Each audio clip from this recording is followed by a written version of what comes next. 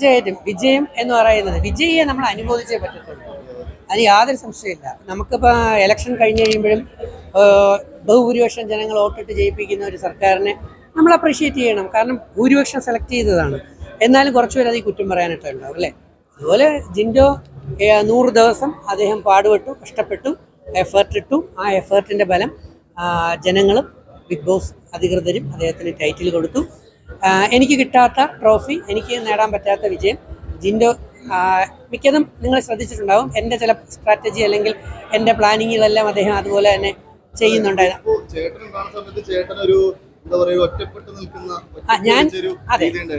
പക്ഷേ ഞാൻ എല്ലാവരുമായിട്ട് കമ്പനി കൂടാനാണ് ശ്രമിച്ചത്. പക്ഷേ സാഹചര്യങ്ങളും ഒരു പ്രീ കൺസീവ്ഡ് ഐഡിയ, മുൻധാരണയും കൊണ്ട് പലരും എന്നെ ആദ്യ സമയങ്ങളിൽ അടുപ്പിച്ചില്ല. അതുകൊണ്ട് ഞാൻ ഒറ്റപ്പെട്ടു പോയി. അതാണ്. അല്ല, ഞാൻ ശ്രദ്ധിച്ചാൽ മതി. ഞാൻ അതിലെല്ലാവരോടും കൂട്ടുകൂടാനല്ലേ പോയത്. പക്ഷെ ആരും എന്നെ അടുപ്പിച്ചില്ല. അപ്പം പിന്നെ എനിക്ക് എൻ്റേതായ വഴിയിലൂടെ പോയി. പക്ഷേ ജിൻഡോയെ സംബന്ധിച്ച് ജിൻഡോയ്ക്ക് കുറേ കൂട്ടുകാരുണ്ട്. ജാൻമണിയൊക്കെ ജിൻഡോയുടെ ഫ്രണ്ടായിരുന്നു. എനിക്ക് അങ്ങനെ ഒരാൾ താങ്ങി ത്രൂ ഔട്ട് നിൽക്കാൻ പോലും ഇല്ലായിരുന്നു. 10 ദിവസത്തേക്ക് പിന്നെ ഇടയ്ക്ക് ആണ് പവൻ വന്നിട്ട് പോയി എന്നുള്ളതേ ഉള്ളൂ. അപ്പോൾ ജിൻഡോയെ സംബന്ധിച്ച് സപ്പോർട്ടുകളുണ്ടായിരുന്നു. എല്ലാവരും നല്ല കമ്പനിയായിരുന്നു. കുറച്ച് പേര് പറഞ്ഞു എന്നുള്ളൂ. പക്ഷേ ജിൻഡോയുടേതായ കളികൾ കളിച്ചു. കുറച്ച് ഞാൻ മനസ്സിലാക്കിയതും എനിക്ക് തോന്നിയതും പലപ്പോഴും ഇത് എൻ്റെ ഒരു ലൈനിലാണല്ലോ പോകുന്നത്. ഇപ്പോൾ ഒരു എക്സാമ്പിൾ പറഞ്ഞാൽ ശരണ്യയുടെ ഒരു ഡ്രസ്സിങ് പാറ്റേൺ ജിൻഡോ ഇഷ്യൂ ഉണ്ടാക്കി. എനിക്ക് തോന്നുന്നു കേരളത്തിൽ ആദ്യമായിട്ട് വസ്ത്രധാരണ രീതിയെക്കുറിച്ച് ചാനലുകളിൽ ഫൈറ്റ് ചെയ്ത് തുടങ്ങിയത് ഞാനായിരിക്കും അല്ലേ, ഓർമ്മയുണ്ടോ? അപ്പോൾ ജീൻസ് വിഷയം, അതുപോലെ ലെഗിൻസ്, ഇങ്ങനെയുള്ള കുറേ സാധനങ്ങളിൽ ഫൈറ്റ് ചെയ്തിരുന്നു. അപ്പം അതെ അപ്പോൾ എൻ്റെ കുറേ സാധനങ്ങൾ അദ്ദേഹം പഠിച്ചിട്ടുണ്ട്, മനസ്സിലായി. നല്ല കാര്യം. അതുപോലെ തന്നെ അമ്മയുടെ കാര്യം. ഒരുപക്ഷെ ബിഗ് ബോസ് ചരിത്രത്തിൽ ആദ്യമായിട്ട് അമ്മയും മകനും തമ്മിലുള്ള സത്യസന്ധമായ ബന്ധം ലോകത്തിന് കാണിച്ചു കൊടുക്കുന്ന ഒരു ഷോ ആയിരുന്നു ബിഗ് ബോസ് സീസൺ 2 ഉണ്ടായിരുന്നത്. അതുവരെ പലരും അവരുടേതായ ഫാമിലിയെക്കുറിച്ചും ഫാമിലി ഫെയില്യൂറിനെ കുറിച്ചും വിജയത്തെക്കുറിച്ചും മറ്റ് പല കഥകളും അവസ്ഥകളുമാണ് പറഞ്ഞിരുന്നത് അല്ലേ.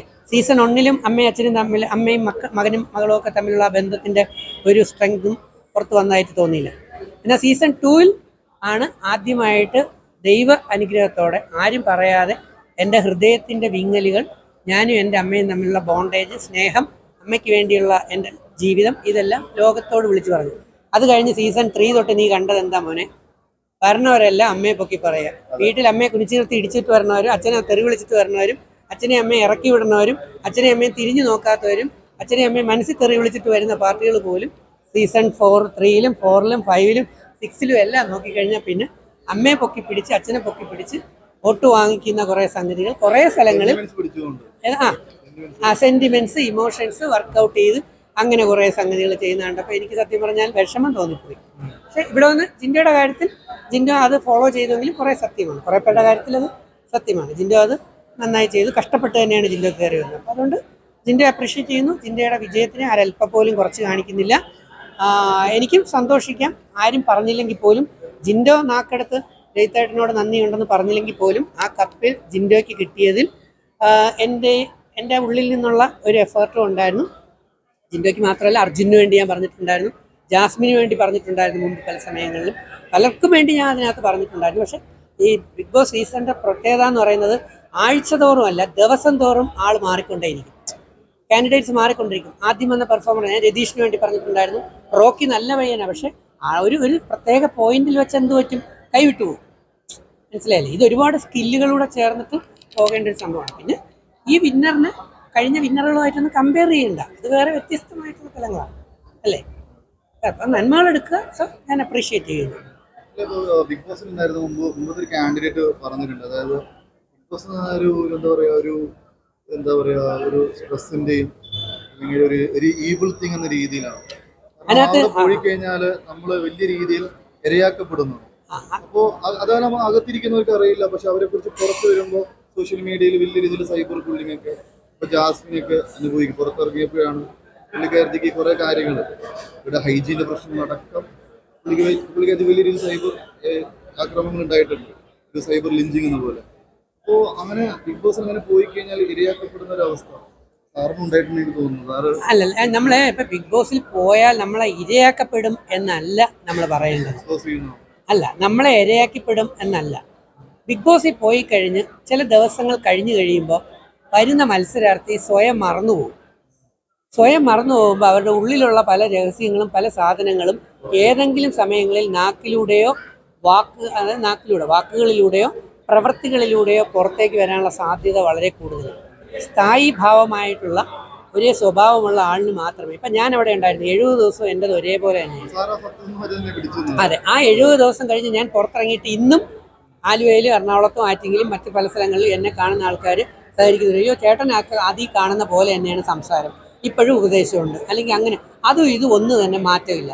എന്നാൽ നമ്മൾ ഈ സീസണിൽ നിന്ന് ഇറങ്ങിയ പലരെയും, എല്ലാവരെയും അല്ല, പലരെയും നോക്കിയാൽ അതിലൊരു സ്വഭാവം, പുറത്ത് വേറൊരു സ്വഭാവം, അല്ലെങ്കിൽ പുറത്ത് വേറൊരു സ്വഭാവമായിരുന്നു, അവിടെ ചെല്ലുമ്പോൾ മറ്റൊരു സ്വഭാവം അല്ലേ. അപ്പം ഇത് കാണുന്ന ജനങ്ങൾ വിലയിരുത്തും, അയ്യോ ഈ ആളിനെ അല്ലല്ലോ നമ്മൾ അവിടെ കണ്ടത്, ആ ആളല്ലല്ലോ ഇതെന്ന്.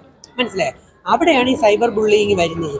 നല്ലതെന്ന് നമ്മളെ തോന്നിപ്പിച്ചിട്ട് അകത്ത് നയിക്കുകയും അകത്ത് കുറേ ദിവസം കഴിഞ്ഞ് കഴിയുമ്പോഴത്തേക്ക് സ്വഭാവത്തിൽ വൈവിധ്യമായ വ്യത്യാസം മാറ്റം വരികയും പിന്നെ ഒറിജിനൽ വിഷ സ്വഭാവങ്ങളും അതുപോലെ ഉഡായിപ്പുകളും വക്രതകളും സൂത്രങ്ങളും പ്ലാനിങ്ങുകളും സ്വാർത്ഥതകളും ഒക്കെ പുറത്തേക്ക് വരും.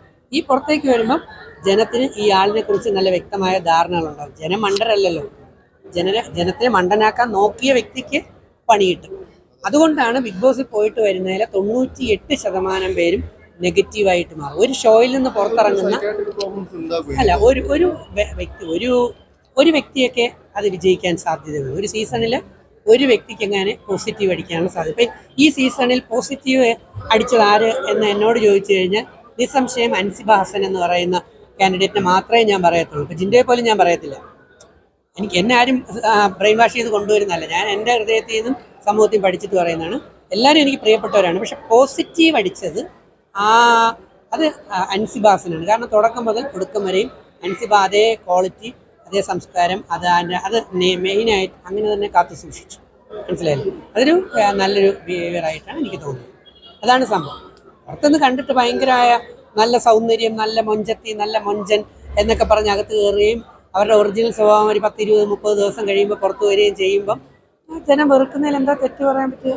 അതാരായാലും മനസ്സിലായി. ഇപ്പം ഞാൻ 17 വർഷം കൊണ്ട് ധ്യാനവും മെഡിറ്റേഷനും ജ്ഞാനവും ബൈബിളും ഖുർആനും ഗീതയും മറ്റ് വേദങ്ങളും ഒക്കെ പഠിപ്പിച്ച് സമൂഹത്തിൽ ഒരുപാട് ക്ലാസ്സുകളും ഒക്കെ എടുത്ത് നടന്ന് അത്രയും പ്രാക്ടീസ് എടുത്തിട്ടാണ് ഞാൻ ചെല്ലുന്നത്.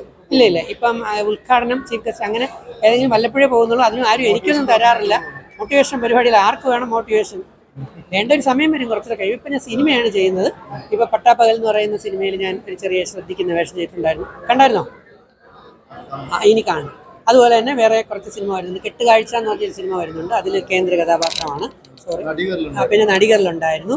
പിന്നെ അതുപോലെ തന്നെ ഈ വരുന്ന സൂപ്പർ ജിംനി എന്ന് പറയുന്ന ഒരു നല്ല ഫിലിം വരുന്നുണ്ട്.